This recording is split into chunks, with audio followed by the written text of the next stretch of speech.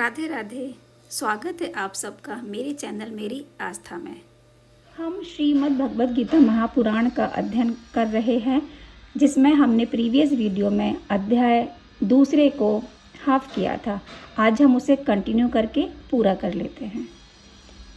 Previous video में हमारा अध्याय का जितना पार्ट हमने किया था, उसमें भगवान श्री हरि ने अर्जुन को हमारे शरीर और शरीरी मतलब शरीर और आत्मा के बारे में अंतर बताया था। इसके आगे भगवान बताएंगे हमें कर्म के बारे में। तो हम प्रारंभ करते हैं। हे कुरुनंदन, इस समबुद्धि की प्राप्ति के विषय में निश्चय वाली बुद्धि एक ही होती है। जिनका एक निश्चय नहीं है, ऐसे मनुष्यों की बुद्धियां अनंत और बहुत शाखाओं वाली ही होती हैं। व्याख्या: समता की प्राप्ति उसी को होती है जिसका उद्देश्य एक होता है। अनेक उद्देश्य कामना के कारण होते हैं। हे प्रथानंदन, जो कामनाओं में तन्मय हो रहे हैं, स्वर्ग को ही श्रेष्ठ मानने वाले हैं, वेदों में कहे हुए सकाम कर्मों में प्रीति रखने वाले हैं, भोगों के सिवाय और कुछ है ही नहीं, ऐसे कहने वाले हैं, वे अविवेकी मनुष्य इस प्रकार की जिस पुष्पित दिखाऊ शोभा युक्त वाणी को कहा करते हैं, जो कि जन्म रूपी कर्मफल को देने वाली है तथा भोग और ऐश्वर्य की प्राप्ति के लिए बहुत सी क्रियाओं का वर्णन करने वाली है। उस पुष्पित वाणी से जिसका अंतःकरण हर लिया गया है, अर्थात भोगों की तरफ खिंच गया है, और जो भोग तथा ऐश्वर्य में अत्यंत आसक्त हैं, उन मनुष्यों की परमात्मा में एक निश्चय वाली बुद्धि नहीं होती। व्याख्या: भोग और ऐश्वर्य की आसक्ति कल्याण में मुख्य बाधक है।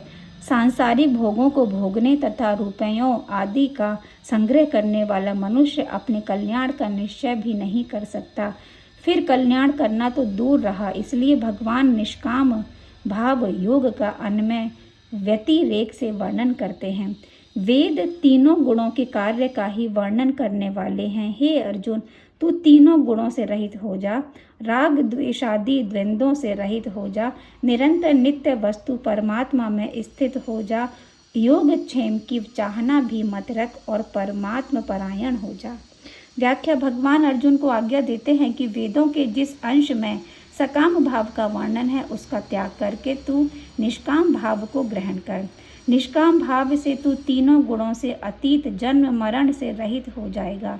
मिलने और बिछोड़ने वाले संसार से संबंध विच्छेद करके तू नित्य रहने वाली चिन्मय सत्ता में अपनी स्वाभाविक स्थिति का अनुभव कर।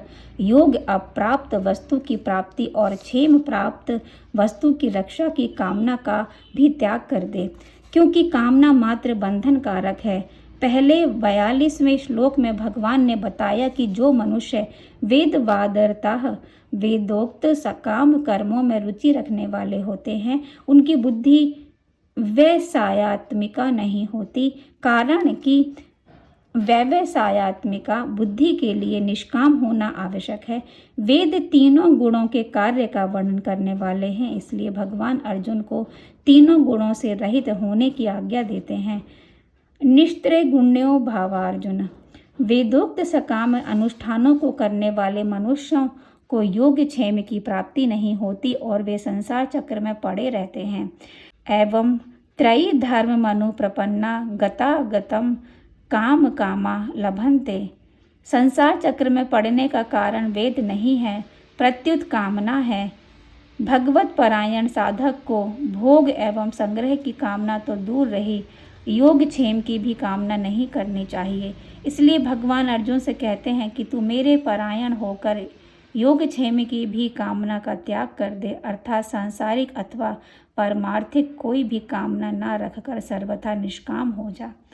भगवान के समान दयालु कोई नहीं है। वे कहते हैं कि भक्तों का योगक्षेम मैं स्वयं वहन करता हूँ।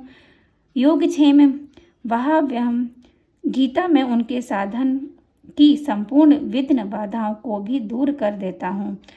मच्चित्तः सर्व दुर्गाणि मत्त प्रसादाति ऋष्यसि, और उनका उद्धार भी कर देता हूँ।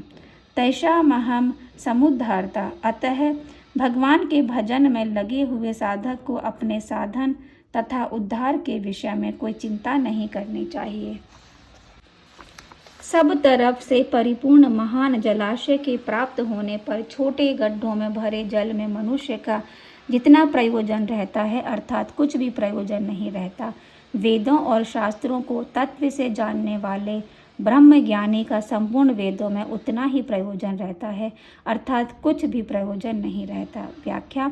इस श्लोक में ऐसे महापुरुषों का वर्णन हुआ है जिसे परम विश्राम की प्राप्ति हो गई है। परम विश्राम की प्राप्ति होने पर फिर किसी क्रिया तथा पदार्थ की आवश्यकता नहीं रहती, वह पूर्णता को प्राप्त हो जाता है। ऐसे महापुरुषों को ब्राह्मण कहने का तात्पर्य है कि जिसने पूर्णता को प्राप्त कर लिया है वही वास्तविक ब्राह्मण है।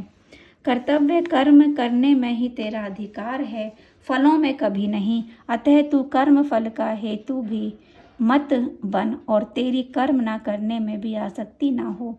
व्याख्या। एक कर्म विभाग करना है और एक फल विभाग होना है।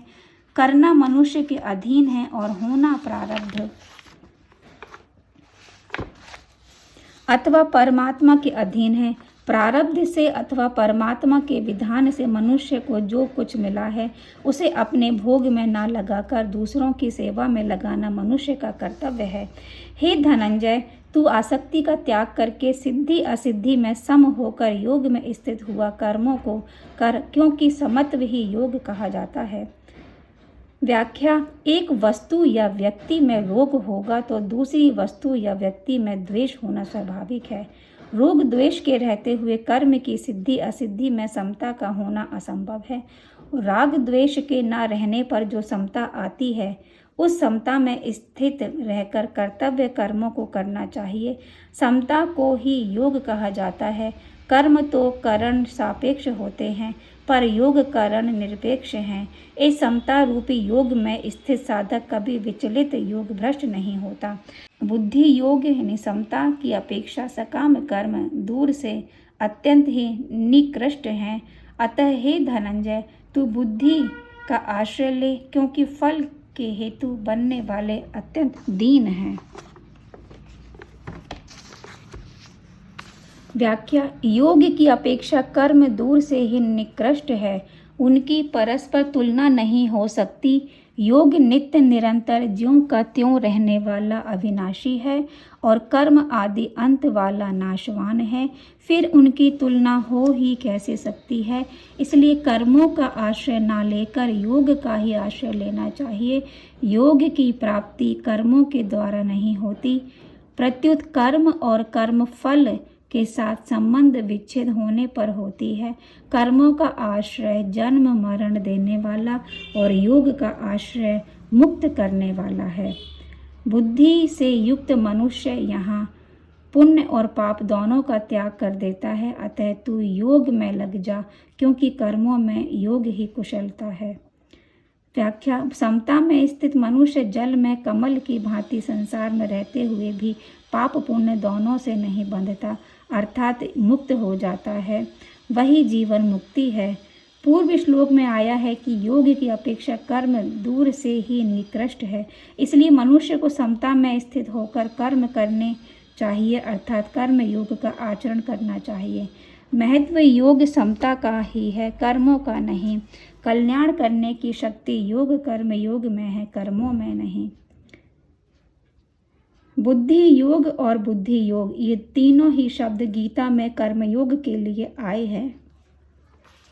कारण कि समता युक्त बुद्धिमान साधक कर्म जन्य फल का अर्थात संसार मात्र का त्याग करके जन्म रूप बंधन से मुक्त होकर निर्विकार पद को प्राप्त हो जाते हैं।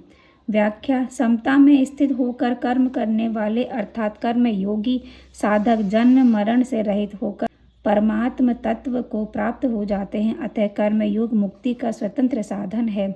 जिस समय तेरी बुद्धि मोह रूपी दलदल को भली भांति तर जाएगी, उसी समय तू सुने हुए और सुनने में आने वाले भोगों से वैराग्य को प्राप्त हो जाएगा। व्याख्या। मिलने और बिछुड़ने वाले पदार्थों और व्यक्तियों को अपना तथा अपने लिए मानना मोह है। इस मोह रूपी दलदल से निकलने पर साधक को संसार से वैराग्य हो जाता है। संसार से वैराग्य होने पर अर्थात राग का नाश होने पर योग की प्राप्ति हो जाती है। जिस काल में शास्त्रीय मतभेदों से विचलित हुई तेरी बुद्धि निश्चल हो जाएगी और परमात्मा में अचल हो जाएगी, उस काल में तू योग को प्राप्त हो जाएगा। व्याख्या। पूर्व श्लोक में सांसारिक मोह के त्याग की बात कहकर भगवान प्रस्तुत श्लोक में शास्त्रीय मोह अर्थात सीखे हुए अनुभवहीन ज्ञान के त्याग की बात कहते हैं। ये दोनों ही प्रकार के मोह साधक के लिए बाधक है। शास्त्रीय मोह के कारण साधक द्वैत अद्वैत आदि मतभेदों में उलझकर खंडन मंडन में लग जाता है। केवल अपने कल्याण का ही दृढ़ उद्देश्य होने पर साधक सुगमता पूर्वक इस दोनों प्रकार के मोह से तर जाता है। अर्जुन बोले, हे केशव, परमात्मा में स्थिर बुद्धि वाले मनुष्य के क्या लक्षण होते हैं? वह स्थिर बुद्धि वाला मनुष्य कैसे बोलता है, कैसे बैठता है और कैसे चलता है अर्थात व्यवहार करता है? श्री भगवान बोले, हे प्रथानंदन, जिस काल में साधक मन में आई संपूर्ण कामनाओं का भली भांति त्याग कर देता है और अपने आप से अपने आप में ही संतुष्ट रहता है, उस काल में वह स्थिर बुद्धि कहा जाता है।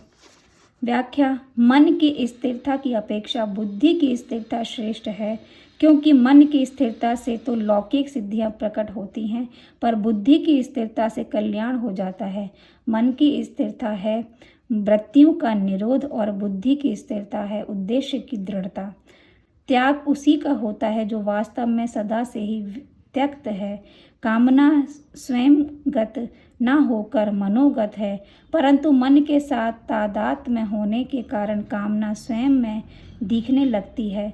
जब साधक को स्वयं में संपूर्ण कामनाओं के अभाव का अनुभव हो जाता है, तब उसकी बुद्धि स्वतः स्थिर हो जाती है।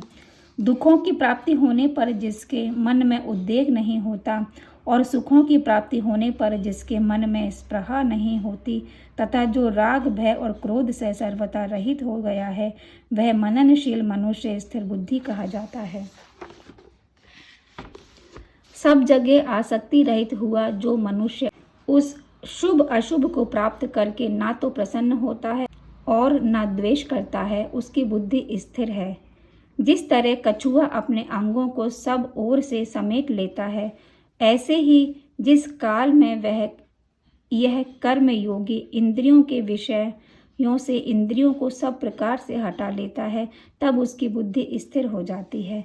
व्याख्या। स्वयं नित्य निरंतर ज्यों का त्यों रहता है और शरीर नित्य निरंतर बदलता रहता है, अतः दोनों के स्वभाव में कोई अंतर नहीं पड़ता, परंतु जब स्वयं शरीर के साथ मैं मेरे का संबंध मान लेता है, तब बुद्धि में शरीर संसार का असर पड़ने से अंतर पड़ने लगता है। मैं मेरापन मिटने से बुद्धि में जो अंतर पड़ता था वह मिट जाता है और बुद्धि स्थिर हो जाती है। बुद्धि स्थिर होने से स्वयं अपने आप में ही स्थित हो जाता है। निराहारी इंद्रियों को विषयों से हटाने वाले मनुष्य के भी विषय तो निवृत्त हो जाते हैं, पर रस निवृत्त नहीं होता, परंतु परमात्मा तत्व का अनुभव होने से इस स्थित प्रज्ञ मनुष्य का रस भी निवृत्त हो जाता है, अर्थात उसकी संसार में रस बुद्धि नहीं रहती। व्याख्या। भोगों के प्रति सूक्ष्म आसक्ति का नाम रस है। यह रस साधक की अहंता में रहता है। जब तक यह रस रहता है, तब तक परमात्मा का अलौकिक रस प्रेम प्रकट नहीं होता। इस रस बुद्धि के कारण ही भोगों की पराधीनता रहती है। साधक के द्वारा भोगों का त्याग करने पर भी रस बुद्धि बनी रहती है, जिसके कारण भोगों के त्याग का बड़ा महत्व दिखता है और अभिमान भी होता है कि मैंने भोगों का त्याग कर दिया है। यद्यपि यह रस तत्व प्राप्ति के पहले भी नष्ट हो सकता है, तथापि तत्व प्राप्ति के बाद यह सर्वथा नष्ट हो ही जाता है। कारण है कि हे कुंती नंदन, रस बुद्धि रहने से यत्न करते हुए विद्वान मनुष्य की भी प्रमथनशील इंद्रियां उसके मन को बलपूर्वक हर लेती हैं। व्याख्या। बुद्धिमान साधक को अपने इंद्रियों पर कभी विश्वास नहीं करना चाहिए, कारण कि जब तक अहंता में रस बुद्धि पड़ी है, तब तक साधक का पतन होने की संभावना रहती है। कर्म योगी साधक उन संपूर्ण इंद्रियों को वश में करके मेरे परायण होकर बैठे, क्योंकि जिसकी इंद्रियां वश में है उसकी बुद्धि स्थिर है। व्याख्या: साधन की पूर्णता के लिए भगवान की परायणता आवश्यक है। भगवान के परायण होने से इंद्रियां सुगमता पूर्वक वश में हो जाती हैं। अपने पुरुषार्थ से इंद्रियों को सर्वथा वश में करना कठिन है। इंद्रियां सर्वथा वश में होने से ही बुद्धि स्थिर होती है। विषयों का चिंतन करने वाले मनुष्य की उन विषयों में आसक्ति पैदा हो जाती है। आसक्ति से कामना पैदा होती है। कामना से बाधा लगने पर क्रोध पैदा होता है। क्रोध होने पर सम्मोह मूढ़ भाव हो जाता है। सम्मोह से स्मृति भ्रष्ट हो जाती है। स्मृति भ्रष्ट होने पर बुद्धि विवेक का नाश हो जाता है। बुद्धि का नाश होने पर मनुष्य का पतन हो जाता है। व्याख्या: विषय भोगों को भोगना तो दूर रहा, उनका राग पूर्वक चिंतन करने मात्र से साधक पतन की ओर चला जाता है। कारण कि भोगों का चिंतन भी भोग भोगने से कम नहीं है।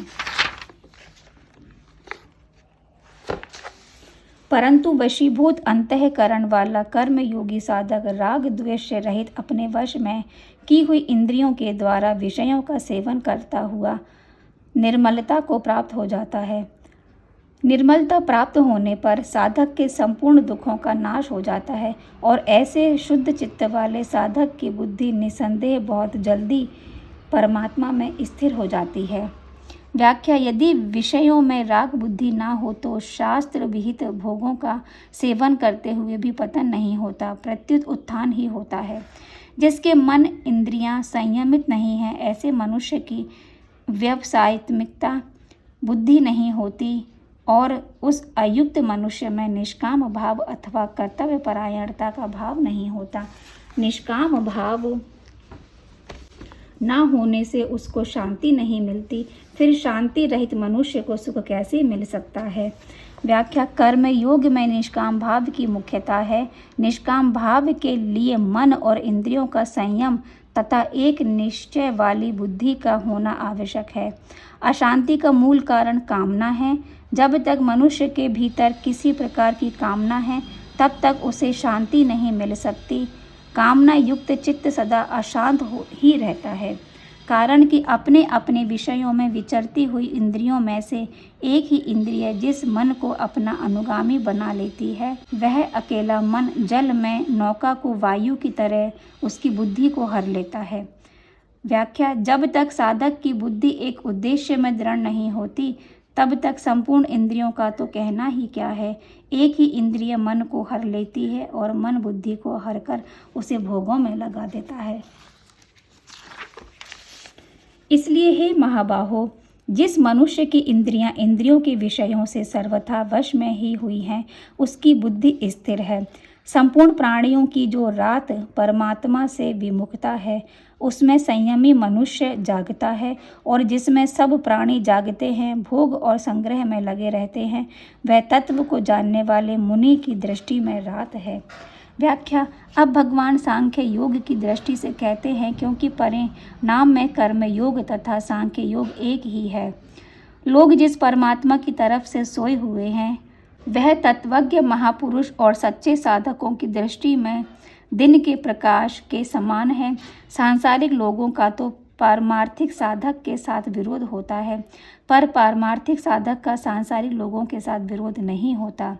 निज प्रभु में देखहि जगत के ही सन करहि विरोध। सांसारिक लोगों ने तो केवल संसार को ही देखा है, पर पारमार्थिक साधक संसार को भी जानता है और परमात्मा को भी। संसार में रचे पचे लोग सांसारिक वस्तुओं की प्राप्ति में ही अपनी उन्नति मानते हैं, परंतु तत्वज्ञ महापुरुष और सच्चे साधकों की दृष्टि में वह रात के अंधकार की ही तरह है, उसका किंचित मात्र भी महत्व नहीं है। जैसे संपूर्ण नदियों का जल चारों ओर से जल द्वारा परिपूर्ण समुद्र में आकर मिलता है, पर समुद्र अपनी मर्यादा में अचल स्थित रहता है, ऐसे ही संपूर्ण भोग पदार्थ जिस संयमी मनुष्य को विकार उत्पन्न किए बिना ही प्राप्त होते हैं, वही मनुष्य परम शांति को प्राप्त होता है, भोगों की कामना वाला नहीं। व्याख्या: जब मनुष्य सर्वथा निष्काम हो जाता है तब आवश्यक वस्तुएं उसके पास स्वाभाविक आती हैं। वे उसके हृदय में हर्ष आदि कोई विकार उत्पन्न नहीं करती। प्रारब्ध के अनुसार अनुकूल या प्रतिकूल जो भी परिस्थितियां प्राप्त होती हैं, उससे उस तत्वज्ञ महापुरुष के अंतःकरण में किंचित मात्र भी राग, द्वेष, हर्ष, शोक आदि विकार उत्पन्न नहीं होते। वह सर्वथा सम रहता है। परंतु जिसके भीतर सांसारिक कामनाएं हैं, उसे वस्तुएं प्राप्त हो या ना हो, वह सदा अशांत ही रहता है। जो मनुष्य संपूर्ण कामनाओं का त्याग करके स्पृहा रहित, ममता रहित और अहंता रहित होकर आचरण करता है, वह शांति को प्राप्त होता है। व्याख्या: जब मनुष्य कामना, स्पृहा, ममता और अहंता से छूट जाता है, तब उसे अपने भीतर नित्य निरंतर स्थित रहने वाली शांति का अनुभव हो जाता है। मूल में अहंता ही मुख्य है। सबका त्याग करने पर भी अहंता शेष रह जाती है, पर अहंता का त्याग होने पर सबका त्याग हो जाता है। अहंता से राग, राग से आसक्ति, आसक्ति से ममता और ममता से कामना तथा कामना से फिर अनेक प्रकार के विकारों की उत्पत्ति होती है। साधक के लिए पहले ममता का त्याग करना सुगम पड़ता है।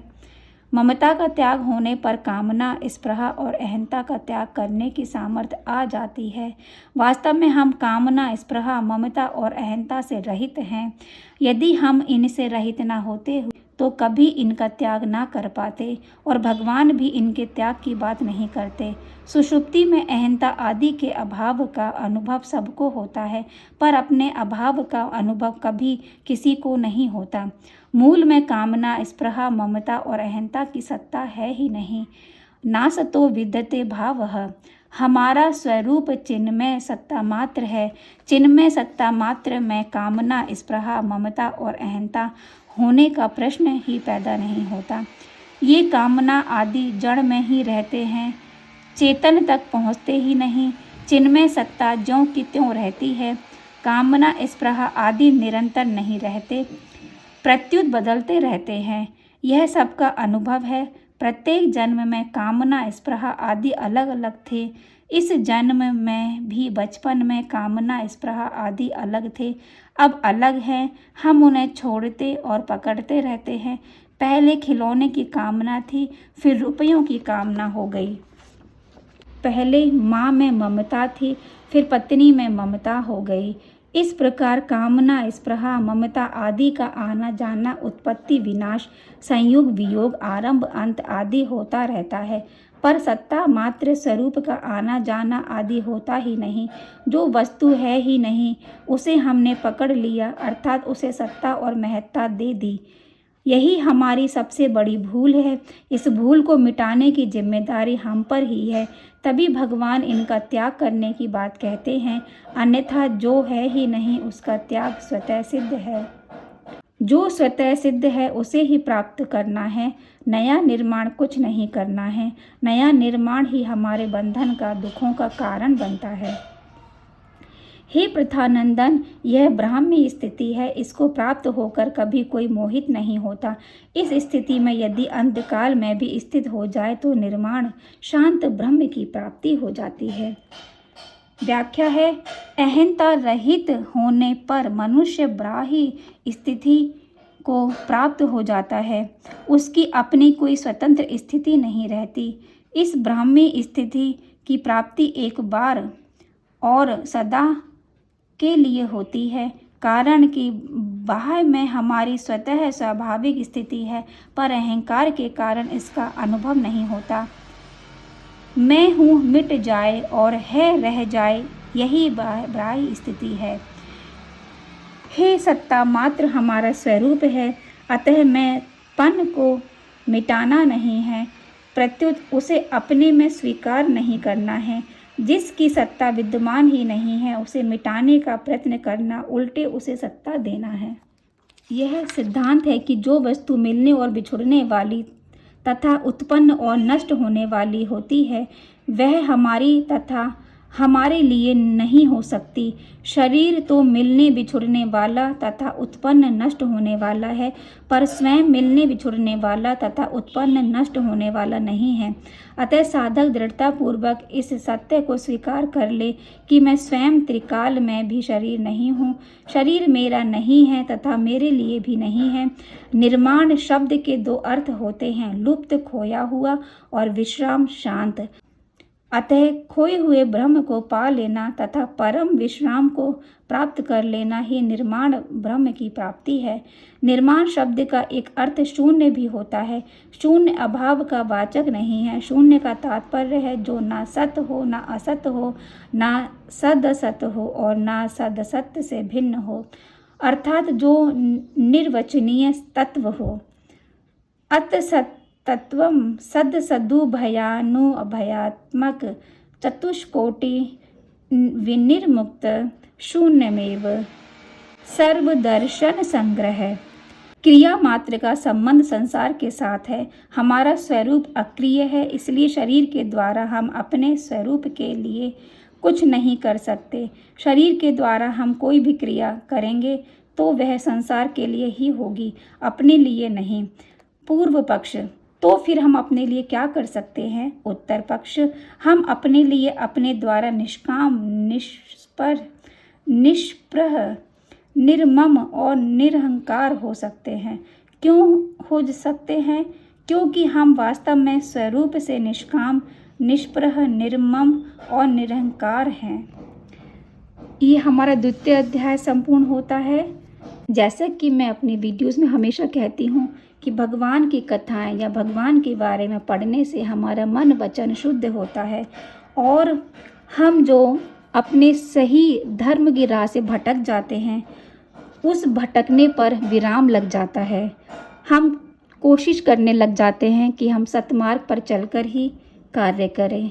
तो इसीलिए हमें समय निकाल करके भगवान की कथाएं, भगवान के बारे में ज़रूर पढ़ना चाहिए, ऐसा मेरा मानना है। तो ये हमारा द्वितीय अध्याय हो जाता है।